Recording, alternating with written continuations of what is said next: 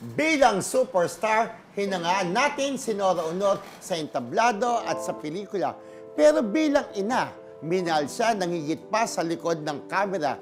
Sa isang ilaw ng tahanan, mapag-alaga, matatag at laging nakasuporta sa mga anak.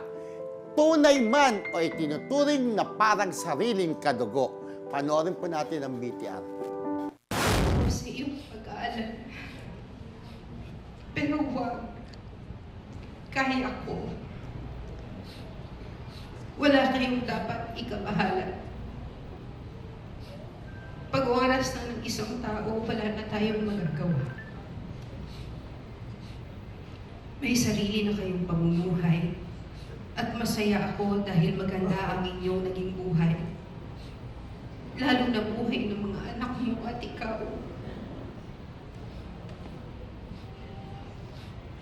Napakabuti niyong mga anak sa mata ng tao at sa Diyos. Ano man ang mangyari, mahal na mahal. Mahal na mahal ko kayong lahat na magkakapatid. Siguro ang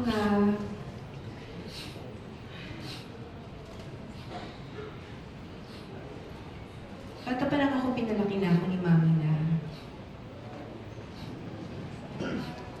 ikaw na bahala sa mga kapatid mo, alagaan mo. Pag may mga bisitang dadating, ako ipapaharap niya. Pag may mga hindi siya nakakausap, ako ang papupuntahin niya.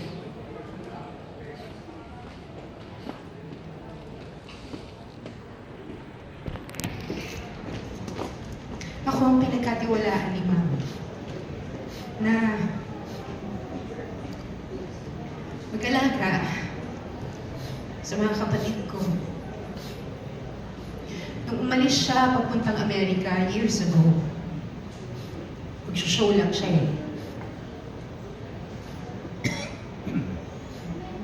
But it took her 8 years, 10 years to come back. Naiwan sa akin si Kiko, si Ian, si Matet, si Ken. Aside from that, I had 4 other kids. Hindi ko alam ang gagawin ko. Hindi ko alam.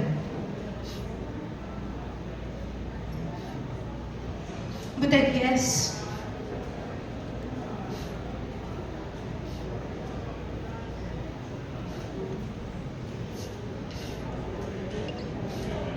yung pagmamahal na itinuro niya sa akin, our relationship as a family is not perfect. Hindi po kami perfectong pamilya. Our mom is a superstar for all of you. But for us, nanay namin siya. Mommy. Iba po ang relasyon niya sa inyong lahat. Iba ang relasyon niya sa aming mga anak.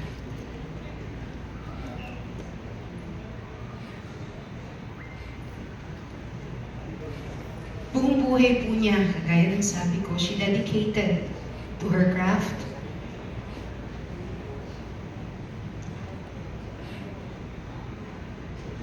So minsan, kahit nung bata ako, pag nagkakasakit ako, sisilip yan sa kwarto, lalagyan ako ng medyas sa paa.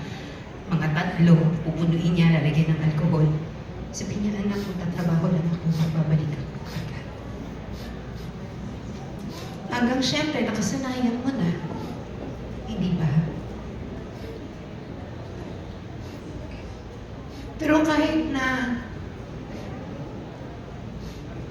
syempre, nakafocus siya sa trabaho dahil she's the breadwinner of the family. Buong pamilya niya, tulungan niya. Naiintindihan namin yun. Dahil wala namang oras na hindi siya nagpapaliwanag sa amin. Lahat pinapaliwanag niya. Yung roller coaster ng buhay ng mami ko, parte din po kami noon. Kaming 5 magkakapatid. Nung una po, naguguluhan ako, nahihirapan ako. Pero hanggang sa nagkaedad na ako, nagkaroon ako ng sarili kong mga anak, naiintindihan ko. Naiintindihan ko kung saan siya nanggagaling.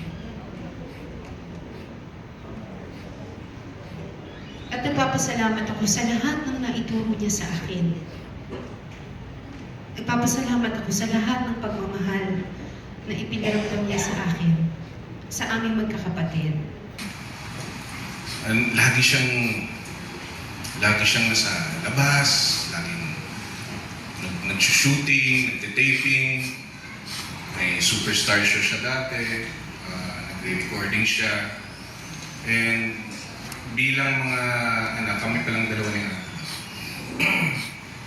excuse me, lumalaki kami sa pagdang ng mami namin. And nagtataka ako bakit laging maraming tao sa bahay. Kung sino-sino yung umipisil sa mukha ko, natatakot ako, nagkakatrauma ako. Yung parang tipong, ano ba yun po ako? Kasi gusto kong kumain ng maayos sa loob na ng bahay. Hindi namin kilala, umaga-umaga, papasok pa kami ng school. So may mga ganyan, picture yung, yung ginaganon pa, yung nire-rewind pa na, kumakain ako tapos nagpapapicture sa amin. Tapos nagtataka ako habang lumalaki kami na ate. Ba't ang daming tao? Bakit laging puro Nora? Nora. Hanggang sa pagtulog ko, naririnig ko sila sa panaginip.